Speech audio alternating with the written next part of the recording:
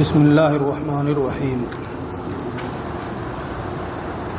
والارض ما لا یقوم بذاتہ بل بغیرہ۔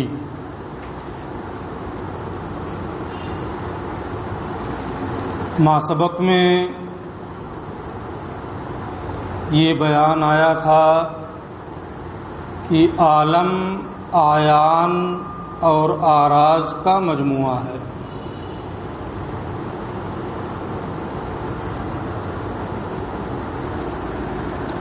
پھر اس کے بعد اعیان کی بحث انہوں نے رکھی اور اس کی دونوں قسمیں یعنی جسم اور جوہر کو بیان کیا۔ یہاں سے عرض کا بیان ہے کہ عرض کسے کہتے ہیں اور اس سے متعلق کچھ چیزیں۔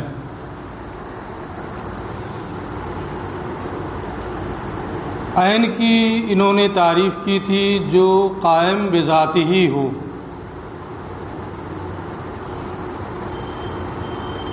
یہاں عرض کی تعریف کر رہے ہیں والارض ما لا یقوم بذاتہ۔ عرض اسے کہتے ہیں جو قائم بذاتہ ہی نہ ہو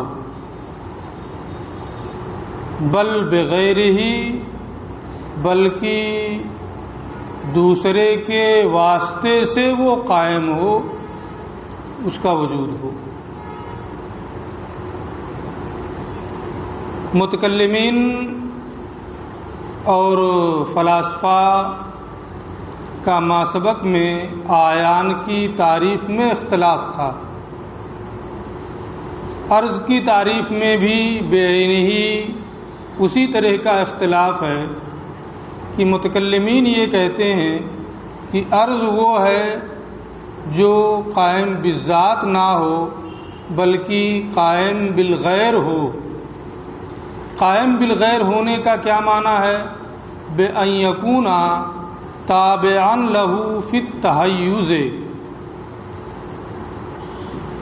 قائم بالغیر ہونے کا معنی یہ ہے کہ عرض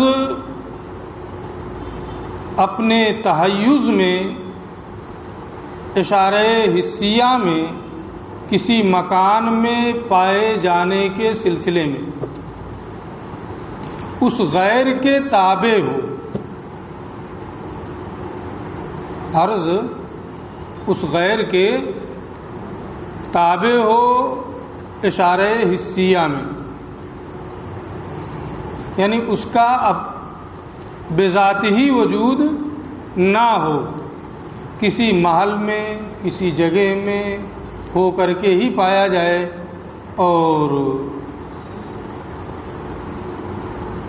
اشارہ حسیہ میں وہ اس کا تابع ہو، اس غیر کے واسطے سے اس کو سمجھا جائے۔ اس عرض کی جانب اس کے محل کے بغیر اشارہ نہ کیا جا سکتا۔ یہ متکلمین کی تعریف ہے۔ بأن یکون تابعا لہ فی التحیز، اس طور سے کہ عرض اپنے تحیز میں، اشارہ حسیہ میں اس غیر کے تابع ہو، وہ غیر اس کے لیے واسطہ ہو، او مختصم بھی اختصاصا ناعت بالمنعوت، یا اس غیر کے ساتھ عرض اس طرح خاص ہو جیسے صفت کا اختصاص موصوف کے ساتھ ہوتا ہے۔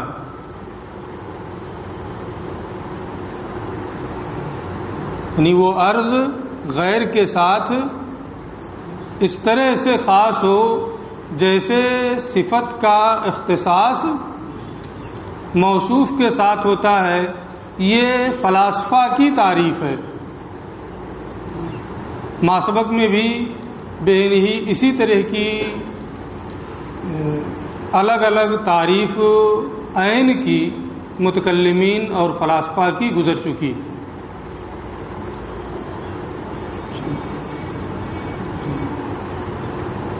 عرض یہ خاص ہو غیر کے ساتھ ایسے جیسے صفت موصوف کے ساتھ خاص ہوتا ہے۔ مثلا سواد ہے کالا پن، یہ جسم کے ساتھ خاص ہوتا ہے اور چیزوں کے ساتھ، اور سواد کو صفت بنایا جاتا ہے، اس کو محمول بھی بنایا جاتا ہے، جیسے الجسم اسود یا الجسم الاسود۔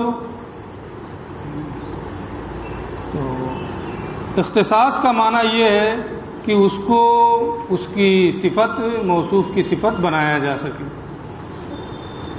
اور مختصم بھی اختصاصا ناعت بالمنعوت علامہ سبقہ، جیسا کہ ماسبق میں یعنی عین کی بحث میں اس پر پوری بحث گزر چکی ہے، اور پوری تفصیل کے ساتھ میں نے وہاں وضاحت کر دی ہے کہ قائم بذات ہی ہونے یا مختص ہونے کا معنی کیا ہوتا ہے۔ اس درس کو پھر سے دوبارہ دیکھ لیں۔ تو قائم بذات ہی کا معنی متکلمین کے نزدیک کیا ہے، اس کو انہوں نے بتا دیا کہ وہ عرض اپنے تحیز میں دوسرے کے تابع ہو۔ بعض لوگوں نے اس کا یہ معنی بیان کیا ہے کہ جس کا سمجھنا دوسرے کے سمجھنے پر موقوف ہو، جس کا تصور دوسرے کے تصور پر موقوف ہو، یعنی محل کے تصور کے بغیر اس کا تصور ممکن نہ ہو۔ یہ بعض لوگوں نے قائم بالغیر ہونے کا معنی بیان کیا ہے۔ علامہ تفتازانی فرماتے ہیں لا بمعنی انہ لا یمکن تعقلہ بدون المحل، یہ معنی نہیں ہے کہ اس کا تعقل اور اس کا سمجھنا محل کے بغیر ممکن نہ ہو۔ بعض لوگوں نے جو یہ معنی بیان کیا ہے کہ اس کا سمجھنا محل کے سمجھنے پر موقوف ہو، دوسرے کے سمجھنے پر موقوف ہو، یہ کہتے ہیں کہ قائم بالغیر ہونے کا یہ معنی نہیں ہے، علامہ وہما، جیسا کہ بعض لوگوں کو وہم ہوا ہے، اور انہوں نے یہ کہا ہے کہ قائم بالغیر ہونے کا معنی یہ ہے کہ اس کا سمجھنا دوسرے کے سمجھنے پر موقوف ہے، جیسے کہ ابوت ہے اور بنوت ہے، باپ ہونا بیٹا ہونا۔ باپ ہونے کو اسی وقت آپ سمجھ سکتے ہیں جب بیٹا ہونا سمجھیں، بیٹے ہونے کو اسی وقت سمجھ سکتا ہے آدمی جب باپ ہونے کو سمجھے۔ تو اس میں ایک کا سمجھنا دوسرے کے سمجھنے پر موقوف ہے۔ یہ کہتے ہیں کہ عرض کے قائم بالغیر ہونے کا یہ معنی نہیں ہے کہ ایک کا سمجھنا دوسرے کے سمجھنے پر موقوف ہو۔ کیوں ایسا نہیں ہے؟ فَإِنَّ ذَلِكَ إِنَّمَا هُوَ فِي بَعْضِ الْأَعْرَاضِ، ایک کا سمجھنا دوسرے کے سمجھنے پر موقوف ہو، ایسا صرف بعض اعراض میں ہوتا ہے، تمام اعراض میں یہ چیز نہیں پائی جاتی ہے۔ تو اگر یہ معنی بیان کیا جائے کہ اس کا سمجھنا محل کے بغیر ممکن نہ ہو، تو یہ معنی بعض اعراض کے اعتبار سے تو درست ہوگا، لیکن جن اعراض میں یہ معنی نہیں پایا جاتا ہے اس کے اعتبار سے یہ معنی بیان کرنا صحیح نہیں ہوگا۔ آپ اس سے پہلے پڑھ چکے ہیں کہ اعراض کی دو قسمیں ہیں، اعراض نسبیہ اور اعراض غیر نسبیہ۔ اعراض نسبیہ دو ہیں، کم اور کیف، اور اعراض غیر نسبیہ جو ہیں وہ 7 ہیں، عین، اضافت، ملک، وضع، متاع، فعل، انفعال۔ 7 ہو گئی نا. عین، اضافت، ملک، متاع، وضع، فعل، انفعال. تو یہ 7 قسمیں کیا ہیں؟ آراز غیر نسبیہ کی ہیں. ان میں سے صرف 2 جو ہیں کم اور کیف، یہ آراز نسبیہ سے ہیں. ان میں ایک کا سمجھنا دوسرے کے سمجھنے پر موقوف ہوتا ہے. تو اگر یہ معنی بیان کیا جائے کہ عرض کے قائم بالغیر ہونے کا معنی یہ ہے کہ اس کا سمجھنا دوسرے محل کے بغیر ممکن نہ ہو، تو یہ صرف بعض آراز میں ہوتا ہے. یہ معنی بعض آراز کے اعتبار سے تو صحیح ہے، لیکن تمام آراز کو یہ معنی شامل نہیں ہے. اس لیے قائم بالغیر ہونے کا یہ معنی بیان کرنا درست نہیں ہے. والارض ما لا يقوم بذاته ويحدث في الاجسام والجواہر. اور عرض یہ اجسام اور جواہر میں پایا جاتا ہے. کس میں پایا جاتا ہے؟ اجسام اور جواہر میں یہ پایا جاتا ہے. اب اس کے بارے میں یہ تھوڑی سی وضاحت کر رہے ہیں. قیل ہوا من تمام التعریف. بعض علماء اس بات کی جانب گئے ہیں کہ یہ عرض کی تعریف کا تتمہ ہے، یعنی عرض کی تعریف یہاں آ کر کے پوری ہو رہی ہے. والارض ما لا يقوم بذاته ويحدث في الاجسام والجواہر. یہ بعض علماء کا قول ہے. کیوں؟ اس کو عرض کی تعریف کا تتمہ مانا جاتا ہے، عرض کی تعریف یہاں آ کر کے مکمل ہو رہی ہے. یہ بعض علماء کیوں کہتے ہیں ایسا؟ احترازاً عن صفات اللہ تعالی، تاکہ صفات باری تعالی سے احتراز ہو جائے. صفات باری تعالی اجسام اور جواہر میں نہیں پائے جاتے. تو اگر اس کو عرض کی تعریف کا تتمہ مانا جائے تو ایسی صورت میں اس قید سے صفات باری تعالی عرض ہونے سے خارج ہو جائیں گے.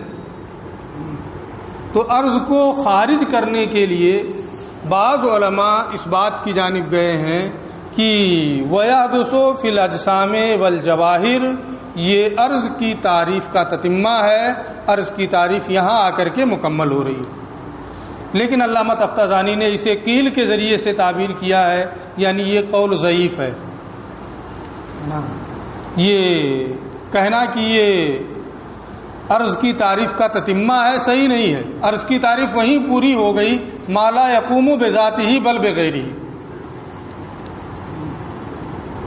اور رہا یہ کہ صفات باری تعالیٰ سے احتراز، کہتے ہیں پہلے ہی اسی سے صفات باری تعالیٰ سے بھی احتراز ہو جا رہا ہے. کیسے ہو جا رہا ہے؟ یہ کہتے ہیں کہ عرض یہ عالم کے اقسام سے ہے. عالم کی 2 قسمیں ہیں، آیان اور آراز. اور عالم اپنے جمیع اجزاء کے ساتھ حادث ہے. تو جب عالم حادث ہے تو عرض اسی کی قسم ہے، تو یہ بھی کیا ہوگا؟ حادث ہوگا. تو وہیں سے کہ یہ عالم جو ہے مقسم ہی میں صفات باری تعالیٰ داخل نہیں. تو جب مقسم میں یعنی عالم ہی میں صفات باری تعالیٰ داخل نہیں ہے تو اس کی قسم عرض میں کیسے داخل ہوں گے؟ جب عرض میں داخل ہی نہیں ہے وہ، تو ان کو خارج کرنے کے لیے وہ تو مقسم ہی سے خارج ہو گئے ہیں. یہاں سے خارج کرنے کی الگ سے کوئی ضرورت نہیں ہے. اس لیے انہوں نے اس قول کو قیل کے ذریعے سے تعبیر کیا ہے کہ صفات باری تعالیٰ کو خارج کرنے کے لیے اس کو عرض کی تعریف کا تتمہ ماننے کی کوئی ضرورت نہیں ہے. وقیلا، تو ایک قول تو یہ تھا کہ یہ عرض کی تعریف یہیں آ کے مکمل ہو رہی ہے. دوسرا قول یہ ہے کہ یہ عرض کی تعریف یہاں آ کر کے مکمل نہیں ہو رہی ہے، بلکہ یہاں عرض کا حکم بیان کیا جا رہا ہے کہ وہ اجسام اور جواہر میں پایا جاتا ہے. وقیلا لا بل ہوا بیان حکم ہی، اور ایک قول یہ ہے کہ یحدث فی الاجسام والجواہر، یہ عرض کے حکم کا بیان ہے کہ عرض کا حکم کیا ہے کہ وہ اجسام اور جواہر میں پائے جاتے ہیں۔ کل الوان، جیسے کہ رنگ، یہ عرض کی مثالیں اب یہاں سے دے رہے ہیں۔ پہلی مثال رنگ، نہ سفیدی ہے، سیاہی ہے وغیرہ، وہ اصول ہوا، اور رنگوں کے اصول، قیلا السواد والبیاض، کہا گیا ہے کہ رنگ کے اصول جو ہیں، بنیادی رنگ جو ہے وہ سیاہ اور سفید ہے، باقی رنگ جو ہیں مختلف قسم کے رنگ ہوتے ہیں، وہ انہی دونوں سے بنتے ہیں۔ وقیلا الحمرۃ والخضرۃ والصفرۃ ایضا، اور ایک قول یہ ہے کہ سرخ ہونا، سبز ہونا اور زرد ہونا بھی، یعنی اصول رنگ کے جو اصول ہیں وہ 5 ہیں، سواد، بیاض، حمرہ، صفرا اور خضرا۔ ان 5 اصول سے دوسرے تمام رنگ بنائے جاتے ہیں۔ تو 5 ہوں یا 2 ہوں، اس سے ہم کو کوئی فرق نہیں پڑتا ہے، لیکن اختلاف ہے اس میں۔ بعض لوگوں نے اصول، رنگوں کے اصول جو ہیں انہیں 2 مانا ہے، سواد اور بیاض کو، اور بعض لوگ 5 مانتے ہیں، سواد اور بیاض کے ساتھ ساتھ حمرہ، خضرا اور صفرا کو بھی۔ والبواقی بالترکیب، اور اس کے علاوہ جو باقی رنگ ہیں وہ انہی میں سے بعض کو بعض سے ملانے کے ذریعے سے بنتے ہیں۔ والاکوان، یہ دوسری مثال ہے عرض کی کون، وہ ہے الاجتماع والافتراق والحرکت والسکون۔ اور کون اکوان کی 4 صورتیں ہیں، اجتماع، افتراق، حرکت اور سکون۔ اجتماع کا معنی یہ ہوتا ہے کہ 2 مادے، 2 جوہر، ان کے درمیان کوئی تیسرا جوہر نہ ہو۔ افتراق کا معنی یہ ہے کہ 2 جوہر، ان کے درمیان کوئی تیسرا بھی ہو۔ حرکت کا معنی یہ ہے کہ کوئی چیز جہاں پہلے تھی دوسرے آن میں وہاں پر نہ ہو، جیسے صبح آپ کمرے میں تھے، اس وقت درسگاہ میں۔ سکون،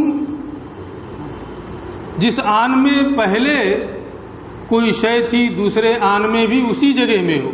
پہلی گھنٹی میں بھی آپ یہاں تھے، اس گھنٹی میں بھی یہی ہے نا، یہ کیا ہے؟ سکون۔ تو اکوان وہ ہے الاجتماع والافتراق والحرکت والسکون، وہ اجتماع، افتراق، حرکت اور سکون ہے۔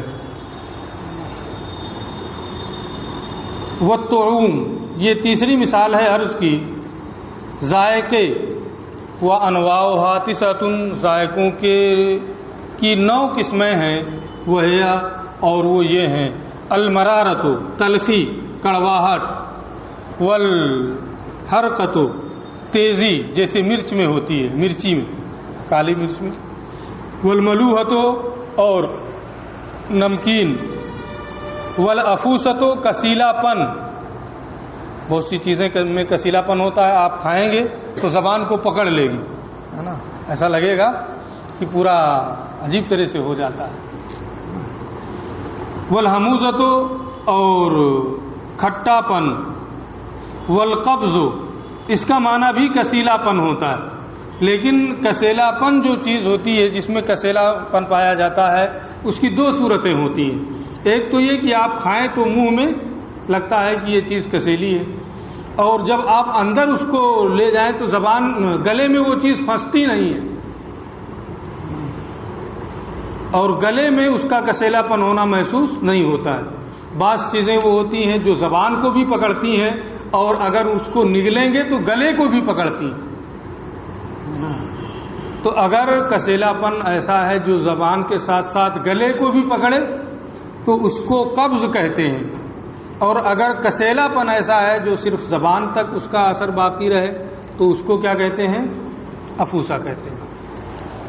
والحلاوت، اور مٹھاس، والدسومت، اور چکناہٹ، والتفاحت، اور تفقہ، میوہ۔ تو یہ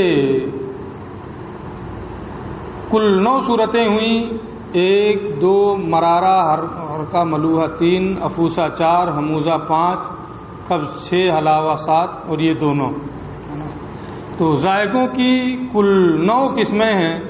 ثم یحصل بحسب الترکیب انواع لا تحصی، اور پھر ترکیب کے اعتبار سے بہت ساری قسمیں ذائقے کی بنتی ہیں جن کو شمار نہیں کیا جا سکتا۔ ان میں سے بعض کو بعض کے ساتھ ملا دیں تو ذائقہ بدل جاتا ہے، ٹیسٹ بدل جاتا ہے۔ تو اصل ذائقے جو ہیں یہی ان کی 9 قسمیں ہیں، باقی ان میں سے بعض کو بعض کے ساتھ ملانے سے کئی صورتیں بنتی ہیں۔ جو صورت آپ بنانا چاہیں ان کو ملا کر کے آپ بنا سکتے ہیں۔ والروائح اور بو،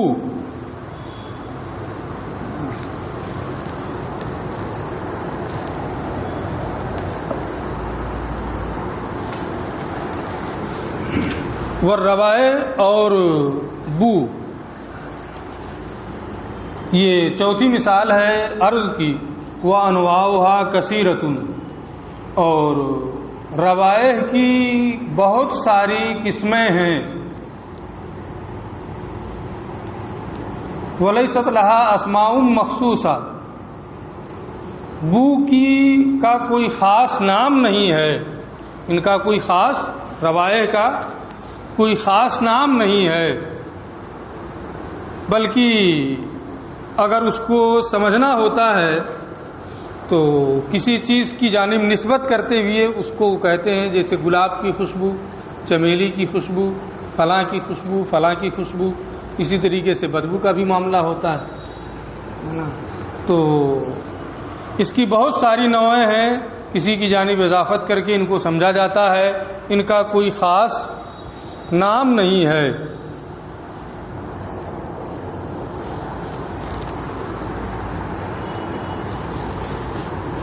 والازہر ان ما عدا الاکوان لا یارز الا الاجسام،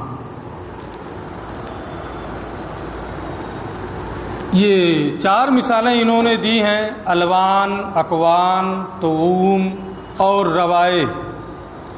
یہاں یہ بتا رہے ہیں کہ ان 4 میں سے اکوان کے علاوہ صرف اجسام کو عارض ہوتے ہیں، اور کون یہ جوہر اور جسم دونوں کو عارض ہوتا ہے۔ مصنف کی جو عبارت ہے وہ یحدث فی الاجسام والجواہر، کی اعراض یہ اجسام اور جواہر میں پائے جاتے ہیں۔ اس سے بظاہر یہ سمجھ میں آ رہا تھا کہ جو اعراض ہوتے ہیں کوئی بھی عرض ہو وہ جسم میں بھی پایا جائے گا، جوہر میں بھی پایا جائے گا، چاہے لون ہو یا کون ہو یا طعم ہو یا رائحہ ہو۔ یہاں علامہ تفتزانی فرماتے ہیں کہ اکوان کے علاوہ ظاہر تر یہ ہے کہ وہ عارض نہیں ہوتے ہیں مگر اجسام ہی کو، یعنی لون ہے وہ جسم کو عارض ہوگا، اسی طریقے سے طعوم کی جتنی نوعیں ہیں وہ جسم کو عارض ہوں گی، روائح ہیں یہ جسم کو عارض ہوں گی، جسم میں یہ چیزیں پائی جائیں گی۔ اور کون، جسے عین بھی کہتے ہیں فلاسفہ کی اصطلاح میں، متکلمین کی اصطلاح میں اسی کو کون کہتے ہیں، اور فلاسفہ کی اصطلاح میں اسی کو عین کہتے ہیں۔ ایسی حالت جو کسی شے کو کسی مکان میں ہونے سے حاصل ہوتی ہے اسی کو عین کہتے ہیں فلاسفہ کی اصطلاح میں، اور متکلمین کی اصطلاح میں اسی کو کون کہا جاتا ہے۔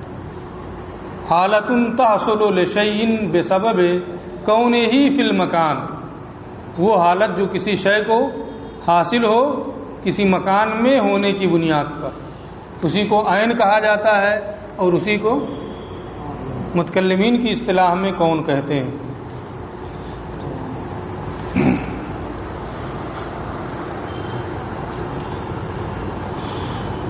اکوان کے علاوہ جو بھی صورتیں ہیں وہ جسم میں پائی جاتی ہیں، جسم میں حاصل ہوتی ہیں، اور کون یہ جسم میں بھی جسم میں بھی پایا جاتا ہے اور جواہر میں بھی پایا جاتا ہے۔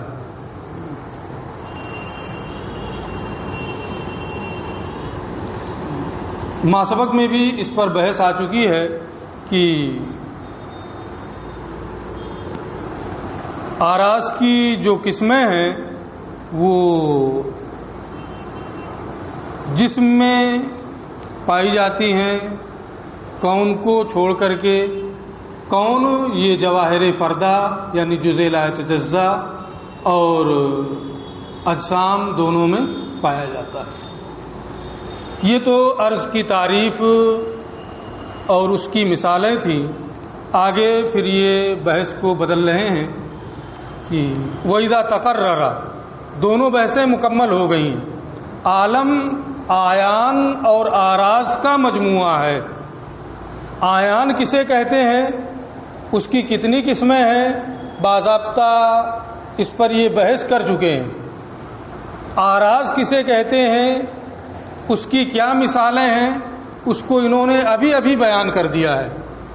دونوں کو بیان کرنے کے بعد علامہ تفتازانی فرماتے ہیں وَإِذَا تَقَرَّرَ أَنَّ الْأَعْلَمَ أَعْيَانٌ وَآرَازٌ، جب یہ بات ثابت ہو گئی کہ عالم آیان اور آراز کے مجموعے کا نام ہے، اور یہ بھی معلوم ہو گیا ہے کہ آیان اجسام اور آیان کی دو قسمیں ہیں، اجسام اور جواہر۔ آیان پر بحث کرتے ہوئے انہوں نے یہ بتایا ہے کہ اس کی دو صورتیں ہیں، اجسام اور جواہر، دونوں پر تفصیلی بحث بھی کی ہے۔ وَإِذَا تَقَرَّرَ أَنَّ الْعَالَمَ أَعْيَانٌ وَآرَازٌ، جب یہ بات ثابت ہو گئی کہ عالم آیان اور آراز کے مجموعے کا نام ہے، وَالْأَعْيَانُ أَجْسَامٌ وَجَوَاهِرٌ، اور آیان کی دو صورتیں ہیں، اجسام اور جواہر، اور آراز کے بارے میں بھی آپ کو معلوم ہو گیا، اس کی مثالیں بھی معلوم ہو گئیں۔ فنقول، تو اب ہم کہتے ہیں، کیا کہیں گے؟ الکل حادث، آیان بھی حادث ہیں اور آراز بھی حادث ہیں۔ آیان بھی حادث ہیں، آراز بھی حادث ہیں، لہذا عالم حادث ہے۔ الکل حادث، سب حادث ہیں، یعنی آیان بھی حادث اور آراز بھی حادث، اور عالم انہی کے مجموعے کا نام ہے۔ جب یہ دونوں حادث ہیں تو عالم بھی کیا ہوگا؟ حادث ہوگا۔ لیکن یہ کہنا، یہ دعویٰ کرنا کہ عالم جن کا مجموعہ ہے آیان و آراز، وہ آیان و آراز سب کے سب حادث ہیں، اس دعوے کی دلیل کیا ہے؟ آگے یہ اسی دلیل کو ذکر کریں گے۔ فنقول، تو اب ہم کہتے ہیں الکل حادث، آیان بھی حادث ہیں اور آراز بھی حادث ہیں، سب کے سب حادث، اجسام بھی حادث ہیں، جواہر بھی حادث ہیں، کیونکہ وہ آیان ہی کی قسم ہے۔ اما الآراز، آراز کا حادث ہونا، فبعضها بالمشاہدہ، حادث ہونے کا معنی کیا ہوتا ہے؟ پہلے نہیں تھے، پھر ان کا وجود ہوا۔ تو آراز کا حادث ہونا، یہ کہتے ہیں کہ بعض آراز کا حدوث تو ہمیں مشاہدے سے معلوم ہے، بعض آراز کا حادث ہونا ہمیں دیکھ کر کے معلوم ہے، مشاہدہ کرتے ہیں، برابر ہم ان کو دیکھتے ہیں کہ یہ پہلے نہیں تھے، اب ہو رہے ہیں۔ فبعضها بالمشاہدہ، بعض آراز کا حدوث ہمیں مشاہدے سے معلوم ہے، کل حرکت بعد السکون، جیسے ساکن ہونے کے بعد متحرک ہونا۔ ابھی آپ بیٹھے ہیں، گھنٹی ختم ہوگی، باہر نکلیں گے، سکون کے بعد حرکت کا وجود ہوا، یعنی حرکت پہلے نہیں تھی، بعد میں پائی گئی۔ تو دیکھ رہے ہیں کہ وہ چیز نہیں تھی پھر اس کا وجود ہوا، تو اس کا حادث ہونا تو ہمیں مشاہدے ہی سے معلوم ہے۔ اور تاریکی کے بعد روشنی، ابھی شام ہوگی مغرب کے بعد، تو روشنی کے بعد تاریکی ہو جائے گی۔ صبح ہوئی ہے ابھی، تاریکی کے بعد روشنی ہو گئی، پہلے نہیں تھی روشنی، روشنی ہو گئی، تو اس کا حادث ہونا ہمیں مشاہدے سے معلوم ہے۔ وہ سواد بعد البیاض، سفیدی کے بعد سیاہی، تو یہی چیز ہے، یہ سفید ہے، یہ اس پر کالا رنگ لگا دیا جائے، سیاہ ہو گیا، تو پہلے سیاہ نہیں تھا بعد میں سیاہ ہو گیا۔ تو بعض آراز کا حادث ہونا ہمیں مشاہدے سے معلوم ہے، ہم برابر دیکھتے ہیں کہ ایک چیز پہلے نہیں تھی پھر بعد میں ہوئی، تو اس سے یہ معلوم ہوا کہ آراز کیا ہیں، حادث ہیں۔ اور بعض آراز کا حادث ہونا ہمیں دلیل سے معلوم ہے، وہ دلیل انشاءاللہ کل پڑھیں گے۔